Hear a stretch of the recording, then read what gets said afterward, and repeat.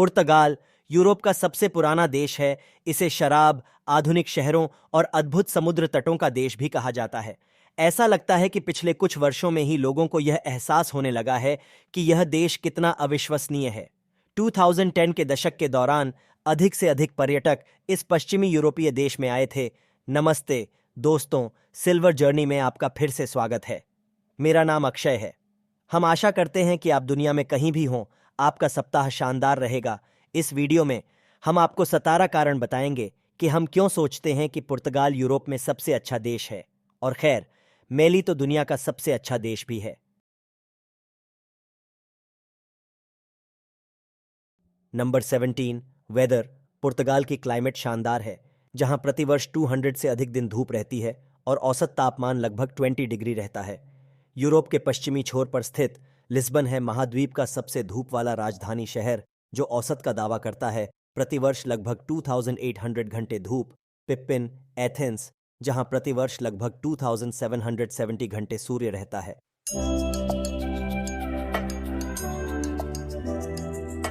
Number 16, यह एक बहुत ही सुरक्षित देश है।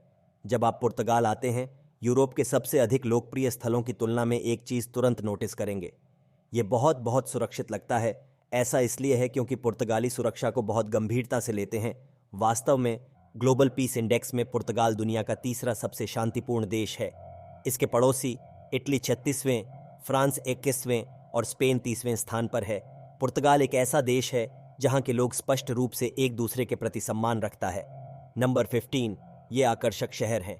पोर्टो से लिस्बन, कोयम्बटूर से लेकर सिंट्रा तक, पुर्तगाल पत्थरों से बने आकर्षक, सौंदर्य की दृष्टि से मनभावन कस्बों और शहरों से भरा हुआ है। चाहे आप राष्ट्रीय उद्यानों की ओर जा रहे हों या उत्तर की ओर स्थित वाइन कंट्री की ओर, आपके रास्ते में देखने के लिए कई खूबसूरत शहर भी होंगे। या आप दक्षिण में अल्गार्वे के सुनहरे समुद्र तटों की यात्रा भी कर सकते हैं। Number 14, wine. वाइन लंबे समय से आकर्षण का केंद्र रही है। विशेषकर ब्रिटिश लोगों के लिए इस स्थान को उचित रूप से फ्लोटिंग गार्डन या अटलांटिक के मोती के रूप में जाना जाता है। वाइन में अपने शानदार नीले आसमान और समुद्र और इसकी भव्य घाटियों और पहाड़ों के अलावा कई दुर्लभ आकर्षण हैं, जहां पौधों का जीवन प्रचुर मात्रा में विविध है। नंबर 13, पैसे के लिए बढ़िया मूल्य। पुर्तगाल में रहने की लागत पश्चिमी यूरोप में सबसे कम में से एक है। यदि आप यूरो से कमजोर मुद्रा के साथ कहीं से आ रहे हैं, तो यह आपकी यात्रा के लिए अविश्वसनीय रूप से सहायक हो सकता है। इसका मतलब है कि आप कम खर्च में अधिक कर सकते हैं, जिसमें भोजन करना, भ्रमण करना शामिल है। यहां तक कि कार किराए पर लेने की लागत भी अन्य जगहों की तुलना में बहुत कम है। किराने के बिल से लेकर मासिक किराए तक सब कुछ आपको काफी कम खर्च करना पड़ेगा। नंबर 12, शानदार समुद्र तट और सर्फ। पुर्तगाल के समुद्र तट किसी भी देश से पीछे नहीं है। पुर्तगाल का समुद्र तट लगभग 500 मील लंबा है।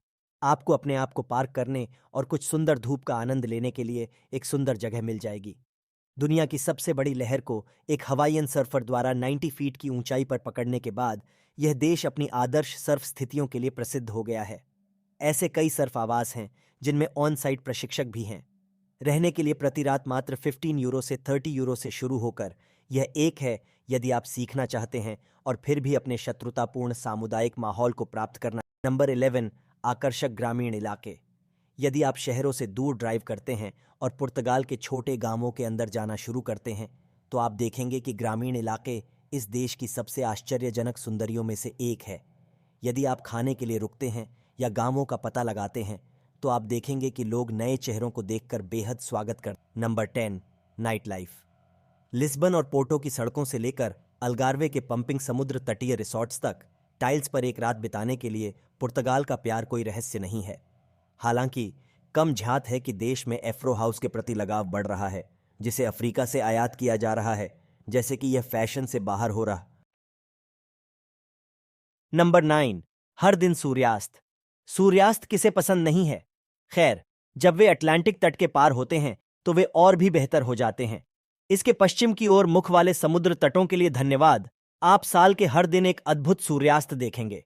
क्योंकि पुर्तगाल खूबसूरत जगहों से भरा हुआ है, आप समुद्र के ऊपर डूबते सूरज को देखने से कभी बोर नहीं होंगे। नंबर 8, बढ़िया कॉफी और वाइन। यह जुड़ाव तात्कालिक नहीं हो सकता है, लेकिन पुर्तगाल ने ब्राजील, अंगोला और पूर्वी तिमोर जैसे देशों को उपनिवेश बनाया। जो दुनिया की कुछ बेहतरीन कॉफी के उत्पादक हैं। इसलिए अब चीजें समझ में आने लगी हैं। नंबर 7, यह छोटा देश है, लेकिन बहुत छोटा नहीं है। कुल मिलाकर पुर्तगाल भूमि आकार और जनसंख्या दोनों के हिसाब से एक छोटा देश है। यह महाद्वीप पर केवल 19वां सबसे बड़ा देश है और 10 मिलियन से अधिक जनसंख्या के साथ 77वां सबसे अधिक आबादी वाला देश है। यह इतना छोटा है कि पूरे देश में आसानी से घूमा जा सकता है, लेकिन इतना भी नहीं कि यह बहुत छोटा हो और सब कुछ एक ही दिन या सप्ताहांत में किया जा सके। Number 6, Ronaldo. ठीक है, यह केवल तभी लागू होता है जब आप फुटबॉल या फुटबॉल के प्रशंसक हों, और यह काफ़ी विवादास्पद है। यह इस बात पर निर्भर करता है कि आप दुनिया में सबसे अच्छा फुटबॉलर किसे मानते हैं। आप या तो गंदे प्रशंसक हैं या रोनाल्डो के प्रशंसक हैं, लेकिन व्यक्तिगत तौर पर मैंने हमेशा रोनाल्डो को प्राथमिकता दी है। यदि आप सोको का अनुसरण करते हैं तो हमें नीचे बताएं कि आप किसे पसंद करते हैं। नंबर 5 पर हैं शानदार इंग्लिश भाषा। कुल मिलाकर पुर्तगाली शानदार अंग्रेजी बोलते हैं और ब्राजील को धन्यवाद 230 मिलियन से अधिक बोलने वालों के साथ पुर्तगाली वास्तव में 9वीं सबसे अधिक बोली जाने वाली भाषा है। भले ही आप अंग्रेजी भाषी न हों, दुनिया भर में बहुत से लोगों की दूसरी भाषा अंग्रेजी हो सकती है, इसलिए पुर्तगाल में बुनियादी बातचीत करने में कोई समस्या नहीं होनी चाहिए। नंबर 4, अजोरस द्वीप समूह। अक्सर पुर्तगाल के हवलदार के रूप में वर्णित अजोरस आपको पुर्तगाल में आकर प्रसन्न करेगा। एक बात तो यह है कि यहाँ प्रवासियों की भरमार नहीं हुई है, इसलिए आपको प्रामाणिक पुर्तगाली जीवन का कुछ रूप देखने को मिलेगा। यात्रा के लिए 9 अलग अलग द्वीपों के साथ वे सभी अपने तरीके से समान रूप से आश्चर्यजनक हैं। उत्तरी अटलांटिक में 600 किलोमीटर समुद्र के किनारे स्थित है। इन द्वीपों में न केवल विश्व स्तरीय समुद्र तट हैं, बल्कि भू पर्यटन, बाइक पर्यटन, kayaking, golf, scuba diving, surfing, paragliding और यहां तक कि व्हेल वॉचिंग सहित कई प्रकार की गतिविधियां भी हैं। नंबर 3, अन्य यूरोपीय देशों की तरह उतना पर्यटकीय या अतिसंतृप्त नहीं। अब इसका मतलब यह नहीं है कि पुर्तगाल पूरी तरह से पर्यटक मुक्त है। हालांकि स्पेन जैसे अन्य देशों की तुलना में यह अच्छी तरह से और वास्तव में कम संतृप्त है। हालांकि समय के साथ हमें लगता है कि यह ध्वस्त हो जाएगा, इसलिए जितनी जल्दी हो सके पुर्तगाल जाने का प्रयास करें।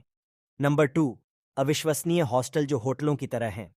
लिस्बन के मध्य में स्थित हॉस्टल्स की कीमत 10 यूरो से 20 यूरो प्रति रात्रि तक है।